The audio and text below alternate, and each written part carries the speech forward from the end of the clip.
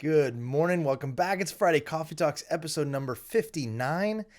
I admittedly am my mother's son. I'm a sucker for a good end cap promotion at the grocery store. So today we're drinking this new energy drink. I've never heard of it before, but it tastes like Sour Patch Kids. So I can't really complain about that at all. Also rocking, look at this, new world champion Braves on field hat. I've been looking for this for months. It's sold out everywhere. And I was lucky enough to be at an event at Truist Park yesterday. So I went to the clubhouse store. Talk about heaven on earth. As a Braves fan, I could not have been in a better place yesterday. I'm shocked I walked out of there spending only as much as I did. I could have bought like the entire store. So shout out to TSA for having a wonderful event. Got to hang at the Battery at Truist Park yesterday. March Madness, St. Patrick's Day, good friends, good customers, good food, good drinks. Talk about a great event. You guys are the best. Thank you so much. That was so much fun yesterday to hang with everybody. Beautiful day outside, great sports. It was just a blast. Had a super awesome day yesterday and just couldn't be more happy. And got to go by the clubhouse store and get a hat. Speaking of my Braves, it's been a big week for them. Freddie Freeman is gone.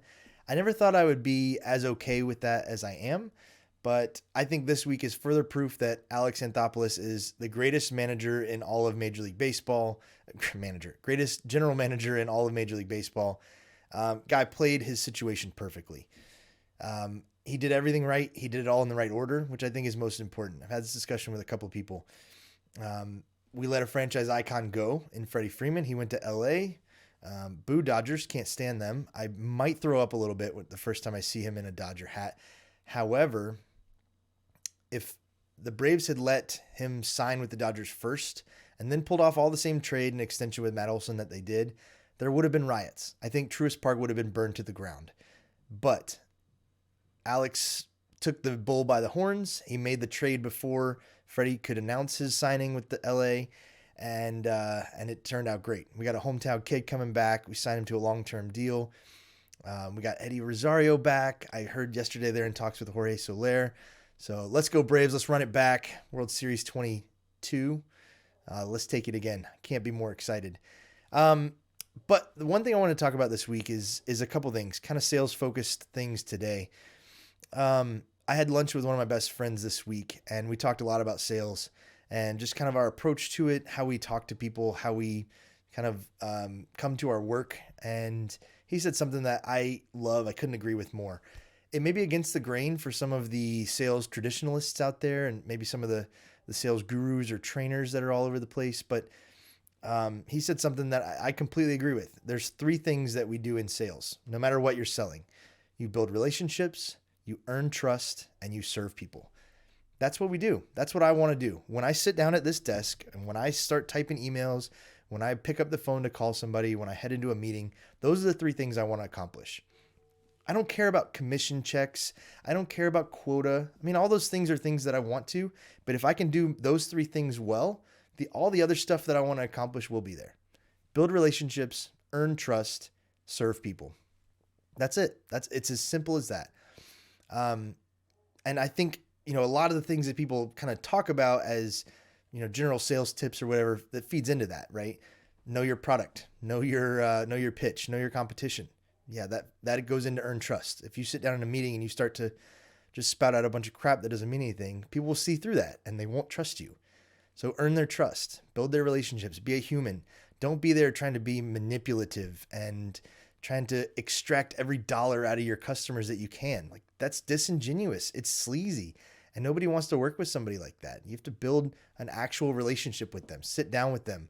It's a mutual thing, right? I mean, you want to sell them a product, sure, but you also want to help them. That's why we're there. We're serving them. We're doing something for people that are going to help improve their lives. If you're not selling something that you think is actually helping people, why are you selling it? Go do something else. If you don't stand behind what you're doing, it doesn't mean anything. So those are my three things. Again, build relationship, earn trust, serve people. That's it. And one more thing that I want to put to bed today. I've heard it in a couple of videos recently. I've seen it posted on LinkedIn a few times this week, and it is driving me nuts. So let's put it to bed right now. The phrase "no interest is a level of interest." No, it is not. No, it's not. That's garbage. It's so, like, I can't even believe that I have to say this. If somebody tells you they're not interested, they're not interested. Don't chase them down. It's not an invitation to sell them harder. It means they don't want what you have. Go find someone that does. You know what's easier to sell to? Somebody that wants what you have, not somebody that's already told you no.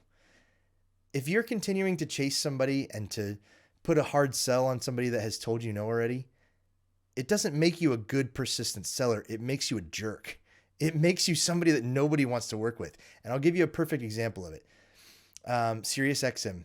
I got a new truck a few months ago, and it came with a Sirius XM trial. I didn't use it.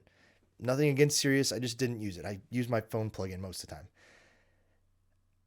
For weeks now, my trial has ended, and SiriusXM has been calling me multiple times a day to try to get me to reinstate my subscription with them, which A, I never had in the first place, and B, I have no interest in doing. The very first time that they called me, I told them very politely, I said, no, I'm not interested. I don't want Sirius. I don't use it. No, thank you.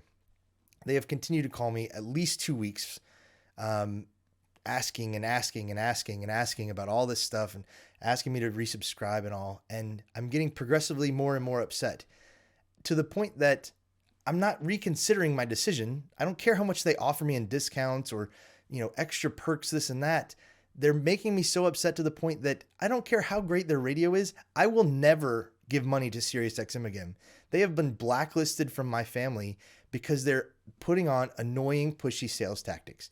Don't be that person. Don't make the rest of us look bad, please. Like, golly, you're tearing down a whole swath of people who do sales for a living. You're making the rest of us look bad. So let's not do that. No interest is a level of interest. No, it's not. Like, let's just get that out of our lexicon, please.